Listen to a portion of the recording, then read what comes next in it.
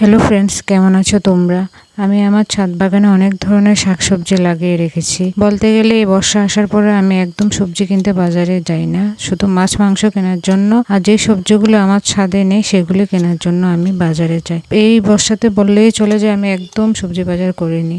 প্রথমে আমি ছাদে উঠে যে সবজিটা হারভেস্ট করলাম সেটা হলো লাল শাক। লাল শাক আমি সকালে যখন ছাদে উঠেছিলাম তখন শাকগুলো খুব সুন্দর ছিল, কিন্তু বিকেলে যখন উঠেছি তখন দেখছি শাকগুলির পাতার মধ্যে সাদা সাদা দাগ পড়তে শুরু করেছে। তাই আমি একসাথে সবগুলি শাক কেটে নিলাম, পুরো গ্রো ব্যাগটাকে খালি করে দিলাম। আমার এই লাল শাকগুলি কিন্তু অরিজিনাল।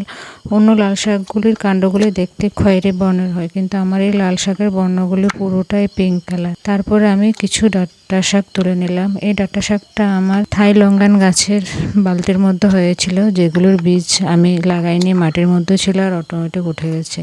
এই বালতিগুলি থেকে আমি 2-3 বার ডাঁটা শাক হারভেস্ট করেছি।